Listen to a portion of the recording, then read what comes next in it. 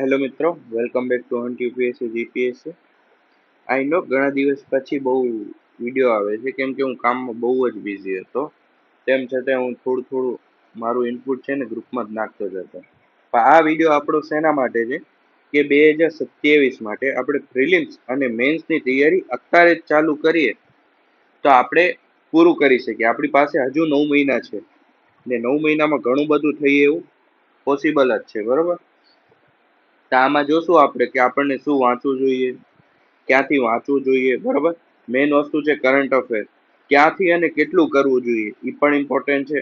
અને આપણને કેવી રીતે મેનેજમેન્ટ કરવું જોઈએ કેમ કે આપણને એમસીક્યુ કરવાના છે, આન્સર રાઇટિંગ એ કરવાની છે ને રિવિઝન એ મારવાનું છે.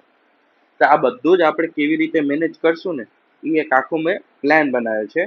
ને આ પ્લાનની આખી પીડીએફ છે ને હું તમને ટેલિગ્રામ ગ્રુપમાં પણ મોકલી દઈશ, તો પહેલા વિડીયો જોઈ લેજો, એના વગર તમને સમજાશે નહીં. તો આ પ્લાન છે ને આપણે 3 ફેઝમાં થશે, બરોબર. એક આપણો જે હશે ને ફાઉન્ડેશન બેઝિક થશે, એનો બધું બેઝિક હું આ ક્લિયર કરશું. બીજા ફેઝમાં આપણે શું કરશું, મેન્સની પ્રેક્ટિસ કરશું. અને ત્રીજા ફેઝમાં આપણે ઓનલી રિવિઝન કરશું. આ આપણો પ્લાન છે. આમાં ઓગસ્ટ થી ઓક્ટોબર, નવેમ્બર થી જાન્યુઆરી અને ફેબ્રુઆરી થી એપ્રિલ મહિના સુધીનો મેં આ પ્લાન બનાવ્યો છે. ઠીક છે, 3 મંથ કરીને એક 9 મહિનાનો આખો પ્લાન છે. ઠીક છે. આપણે જો ડેલી 6 થી 8 કલાક વાંચવાનું જ છે, ગમે એ થાય, બરોબર. જો જોબ કરો છો તો જોબ સાથે તમારે 4 કલાક, 4 થી 5 કલાક તો નીકળી જ જાય. આઈ નો, હું પણ કાઢું છું, મને પણ ખબર છે 4 કલાક તો એટલીસ્ટ નીકળી જ જાય છે. તો એટલા તો કાઢી જ લેવાના. હવે ફેઝ 1માં છે ને 10 તારીખથી ચાલુ થાય છે ને 30 તારીખ સુધી. આ 20 દિવસમાં તમારે શું કરવાનું છે, પોલિટી પતાવવાનું છે. પોલિટી તમે ક્યાંથી વાંચશો? પોલિટી પહેલા ઇમ્પોર્ટન્સ કેટલી છે જો, પ્રીમાં ઈ 15 થી 20 માર્ક્સનું આવે છે અને મેન્સમાં 100 થી 125 માર્ક્સનું આવે છે, એટલે આને નેગ્લેક્ટ ના જ કરી શકે, બરોબર. બહુ જ ઇમ્પોર્ટન્ટ છે. ને આ બધા દરેક સબ્જેક્ટનો છે ને હું એક વિડીયો બનાવી સબ્જેક્ટ સ્પેસિફિક કે કયા સબ્જેક્ટમાંથી કેટલું વાંચવું જોઈએ ને કયું સ્કીપ કરવું જોઈએ ને કયું ઇમ્પોર્ટન્ટ છે. જેમ કે મેં સ્ટાર્ટિંગના પહેલા બનાવ્યું હતું એવું, પણ વધારે ડિટેલમાં આવ્યું. આ માર્ક્સ ડિસ્ટ્રીબ્યુશન થઈ ગયું. પોલિટી તમે ક્યાંથી વાંચો? એક તો જીસીઆરટી એનસીઆરટી આવે છે 11માની, બરોબર. ઈ તમે વાંચો તો પણ ચાલશે. પણ એની સાથે સાથે આ તો તમે લક્ષ્મીકાંત લઈ લો, હિન્દી ને ઇંગ્લિશ ફાવે તો લક્ષ્મીકાંત, ને ગુજરાતીમાં વાંચવું હોય તો યુવા ઉપનિષદની આવે છે, ઈ ફિક્સ રાખવાનું. ને સૌથી ઇમ્પોર્ટન્ટ વાત છે પીવાયક્યુ. તમે કાંઈ પણ સબ્જેક્ટ વાંચવા બેસો ને એની સાથે પીવાયક્યુ લઈને જ બેસવાનું. એક પીવાયક્યુ ની બુક વસાવી લો, બરોબર. એને છે ને સબ્જેક્ટ વાંચો ને ત્યારે સાથે જ રાખો, તમને આઈડિયા આવશે કે ક્યાંથી વાંચવું જોઈએ ને કેટલું વાંચવું જોઈએ, બરોબર. આના વગર છે ને તે સબ્જેક્ટ કરવા ના બેસતા પ્લીઝ. હવે વાત છે સપ્ટેમ્બર મહિનાની. સપ્ટેમ્બર મહિનામાં છે ને તો આપણે ઇકોનોમી કરશું. સેમ વસ્તુ 15 માર્ક્સનું આવે છે ને 100 માર્ક્સ આજુબાજુનું પૂછાય છે. આમાં તમને કહીશ કાં તો મૃણાલ સર કરી લો કાં તો યુવા કરી લો. ને હજુ એક વસ્તુ છે આપણે વિવેકસિંહ, વિવેકસિંહ એમનું પણ સારું છે. મેં વિવેકસિંહમાંથી કર્યું છે કેમ કે મને એ વધારે ફાવતું હતું. અને ગુજરાતી માટે જેમ કે મારે ગુજરાતીમાં મેન્સ લખવી છે તો હું ગુજરાતી માટે આ યુવાની બુક યુઝ કરતો, બસ રેફરન્સ માટે. ને પીવાયક્યુ તો જે કીધું એવી રીતે જ કરવાના છે. પછી 26 તારીખથી લઈને 20 તારીખ સુધીમાં આપણે હિસ્ટ્રી પતાવવાનું છે. હિસ્ટ્રીમાં કઈ આવી ગયું? એન્શન્ટ આવી ગયું, મોડર્ન આવી ગયું ને મેડેવલ આવી ગયું, બરોબર. બધું જ આવી ગયું. આ ત્રણેય હિસ્ટ્રી 1 મહિનામાં પતાવવાનું છે ને પોસિબલ છે જ.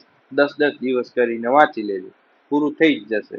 એવું છે નહીં કે નહીં જ થાય, બરોબર ને. તમે રોજનું રોજ વાંચશો ને તો થઈ જ જશે. હિસ્ટ્રીમાં ક્વેશ્ચન 15 થી 20 માર્ક્સના એમસીક્યુ આવે છે ને 90 માર્ક્સ આજુબાજુ છે ને તેનું મેન્સમાં આવે છે, બરોબર. હિસ્ટ્રી ક્યાંથી કરશો? તો તમે મોડર્ન હિસ્ટ્રી છે તો એક યુવાની વાપરી શકો છો કાં તો સ્પેક્ટ્રમ વાપરી શકો છો.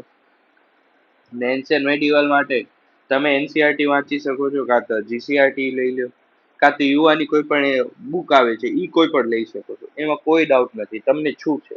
પણ એક વસ્તુ યાદ રાખજો, જે પણ સોર્સ તમે લ્યો ને એને ફિક્સ રાખજો કે એન્ડ સુધી તમે ઈ જ વાંચશો, વચ્ચે કોઈ ચેન્જ કરતા નહીં. આ સૌથી વધુ પબ્લિક ભૂલ શું કરે છે કે અત્યારે આ બુક વાંચી લીધી, પછી કોઈકે કીધું ને કે આમાં બહુ સારું છે, 2-3 વસ્તુ આમાં સારી છે, તો ઈ વસ્તુ ઈ માણસ બીજી બુક લેશે ને આ બુકને પડતી મેલશે તો વળી તમને નવેસરથી વાંચવાનું, પછી એનું રિવિઝનનો તમને ટાઈમ જ નહીં મળે, તો એ જ તમને ઇસ્યુ થાય છે. તો એવું નહીં કરવાનું. જે લ્યો એને પરફેક્ટ એન્ડ સુધી એને જ ફોલો કરો. ભલે એમાંથી 15માંથી 10 ક્વેશ્ચન જ આવે, તો એટલીસ્ટ એ 10 આવે ને 10 સાચા પડવા જોઈએ, એવી રાખો તમે. બરોબર. હવે 21 થી 31 10 દિવસમાં તમારે જીઓગ્રાફી પતાવવાનું છે, પતી જાય. બરોબર. જીઓગ્રાફી ઇમ્પોર્ટન્ટ સબ્જેક્ટ છે. આ પણ 15 માર્ક્સનું ફ્રીમાં આવે છે ને 100 માર્ક્સનું આપણે મેન્સમાં આવે છે. બહુ ઇમ્પોર્ટન્ટ છે. બરોબર. આમાં તમને વસાવાની શું છે, કાં તો જીસીઆરટી કે એનસીઆરટી બેમાંથી ગમે એક વાંચી શકો છો, અને એક મેપ લઈ લેવાનું. એટલાસ મેપ આવે છે ને, સૌથી ઇમ્પોર્ટન્ટ છે મેપિંગ જીઓગ્રાફીમાં. એ હંમેશા કરવાની જ. ને ખુદના મેપ બનાવો, પ્રેક્ટિસ કરો, એ સૌથી ઇમ્પોર્ટન્ટ છે. ને પીવાય કહું છું ને, આ વસ્તુ ક્યાંય મૂકવાની નથી તમારે, દર વખતે હરેકમાં કરવાની જ છે. બરોબર. આ થઈ ગયો આપણો ફેઝ 1. હવે આપણે જોઈએ કરંટ અફેર. કરંટ અફેર માટે છે ને, કાં તો મંથલી મેગઝીન કરો અને ન્યૂઝપેપર. હવે આપણે આમાં શું છે કે કરંટ અફેર છે ને એક મોટો ઝાડ છે.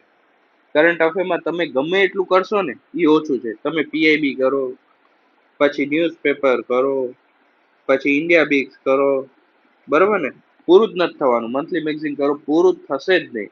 એટલે એક બુક પકડો, એને જ ફોલો કરો ને હંમેશા એને જ કન્ટિન્યુ રાખો. બહુ બધા ઓપ્શન છે, જેમ કે આઈસી છે, પછી યુવાની છે, પછી લિબર્ટીની છે, ઘણી બધી છે. પણ હું જનરલી ફોલો કરું છું ને તો આઈસી ની કરું છું. આઈસી માંથી જેટલું આવે ને ખોટું ના પડે જોઈએ આપણે. બસ આઈસી ની ફોલો કરો ને ન્યૂઝપેપર માટે મેં હમણાં નવું ચાલુ કરવાનું વિચાર્યું છે, તો મને ટાઈમ મળતો જ નથી. વાત એ છે. પણ તોય છતાંય હું પીઆઈબી ની ન્યૂઝ છે ને ઓડિયો ફોર્મમાં ગ્રુપમાં નાખું છું. ઓડિયો ફોર્મમાં પીઆઈબી ની ન્યૂઝ, બરોબર ને, ઓડિયો ફોર્મમાં મેં નવું ચાલુ કર્યું છે, તો એ નાખું છું. બાકી આની તો કમ્પલસરી કરવાની જ છે આઈસી. આ થઈ ગયું. હવે આપણે આવે છે ફેઝ 2. ફેઝ 2માં આપણને ડેલી 6 થી 8 કલાક વાંચવાનું છે ને એની સાથે આપણે હવે આન્સર રાઇટિંગ કરવાની છે. પેલા આપણે પીવાયક્યુ સોલ્વ કરતા હતા અહીંયા આગળ.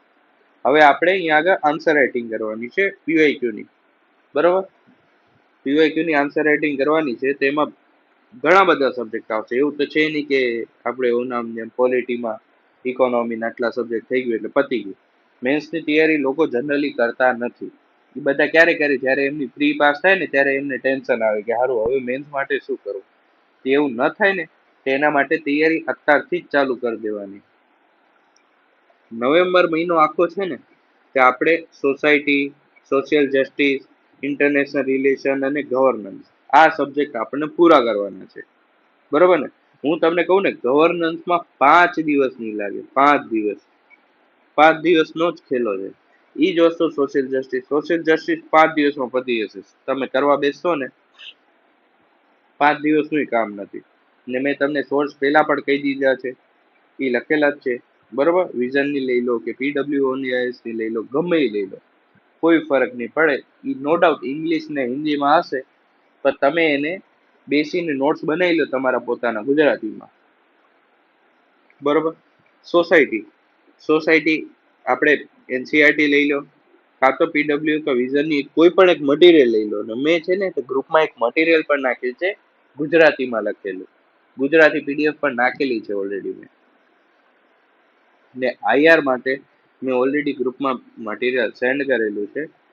મારી પોતાની નોટ્સ મને ટાઈમ મળશે તો હું મારી આઈઆરની મેન્સની નોટ્સ તમને મોકલી દઈશ. બરોબર. કાં તો વિઝન લઈ લો, કાં તો પીડબ્લ્યુ લઈ લો. નવેમ્બર મહિનામાં આ જ કરવાનું છે, જે અલગ મેન્સના સબ્જેક્ટ છે, જે તમે કોઈ દિવસ જનરલી કરતા જ નથી એવા સબ્જેક્ટ. ડિસેમ્બર મહિનો આખો તમને એથિક્સ કરવાનું છે. એથિક્સ અને એસે, આ જ વસ્તુ કરવાનું છે. એથિક્સ અને એસે માટે તમારે શું કરવાનું છે, પહેલા સિલેબસમાં કીવર્ડ્સ જો કે કયા કયા કીવર્ડ્સ છે, પછી એની ડેફિનેશન્સ આવે.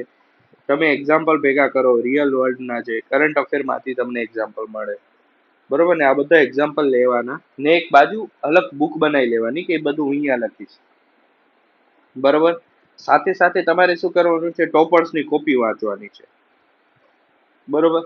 એ વાંચતા રહેવાનું, તમારે જોવાનું કે એ લોકો કેવી રીતે લખે છે.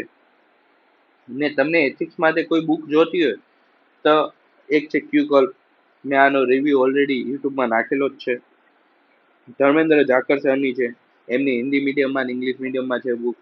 પછી PW ની બુક આવે છે, એ પણ વાપરી શકો છો. બધા કહેતા હોય લેક્સિકોન લઈ લો, પછી આ લઈ લો. નો ડાઉટ એ પણ લઈ શકાય, સારી જ છે. પણ મારા સજેશન પ્રમાણે તમે આ લઈ લો, જે તમને તૈયાર મળતું હોય. તો પછી શું કામ તમે અલગથી જોવા જાવ. ને એટલું ટ્રાય કરજો કે આ 1 મહિનામાં છે ને એટલીસ્ટ તમે 15 થી 20 એથિક્સ ના આન્સર લખી લો, અને 5 થી 10 એસે લખવા જોઈએ. 5 એસે તો મને લખેલા હોવા જ જોઈએ. આટલી તો તમારામાં કેપેસિટી હોવી જ જોઈએ કે 5 એસે તમે લખી શકો. બરોબર ને? કેમ કે તમે 4 મહિના થયા તમે વાંચી લીધું છે, તો તમને હવે એટલી એબિલિટી તો આવી જાય કે તમે એસેમાં લખી શકો કંઈક ને કંઈક. ઠીક છે. પછી 15 દિવસ આપ્યા છે મેં એન્વાયરમેન્ટ માટે. હવે આપણે જીપીએસસીમાં નો ડાઉટ એન્વાયરમેન્ટ ઘણું ઓછું આવે છે. તો એના માટે તમે કાં તો કોઈ પણ ડાયરેક્ટ સોર્સ લઈ શકો છો, ગમે એનું મટીરિયલ, કોચિંગનું જે ગમે ને એ ઉપાડી લેવાનું ને એને વાંચી લેવાનું. બરોબર ને? કેમ કે આમાં હું કહેતો નથી કંઈ. મેં જે સોર્સ લખ્યા છે એ તમારી રીતે વાંચી લેજો.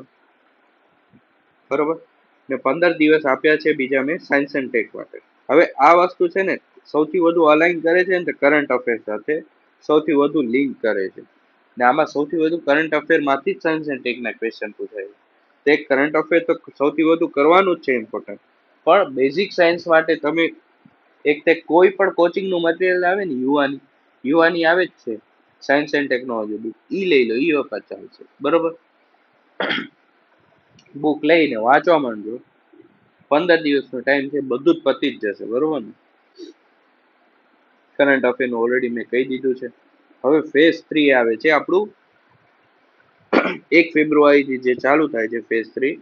એમાં આપણને શું કરવાનું છે? એક રિવિઝન કરવાનું છે, જેટલું થાય એટલું, ને મેથ્સ રીઝનિંગ. આને ભૂલી નથી ગયા ને? હવે તમે કહેશો કે મેથ્સ રીઝનિંગ ક્યાં ગયું? તો મેથ્સ રીઝનિંગ આપણે ફેબ્રુઆરી મહિનાથી ચાલુ કરી દેવાનું છે. બરોબર? એમાં આપણને શું કરવાનું છે? મેથ્સ રીઝનિંગ છે ને આપણે સૌથી વધુ સ્કોર દેવડાવે એવું છે. ને જો તમને ના આવડે ને તો સૌથી વધુ સ્કોર એ લોકો જ કપાવે એવું છે. તો આને નેગ્લેક્ટ ના કરતા પીવાયક્યુની પ્રેક્ટિસ કરો અને મોક ટેસ્ટ આપવાના છે. હવે રિવિઝનની વાત છે. રિવિઝનમાં તમારે શું કરવાનું છે કે એક્ટિવ રિકોલ કરવાનું છે. એક્ટિવ રિકોલનું મેં ઘણી વાર કહી દીધું છે કે કેવી રીતે કરાય ને કેવી રીતે કરવું જોઈએ. તેમ છતાંય તમને કોઈ ઇસ્યુ હોય તો હું પાછો એકવાર તમને સમજાવી દઈશ કે એક્ટિવ રિકોલ કેવી રીતે કરવું જોઈએ અને પીવાયક્યુ સોલ્વ કરવાના છે.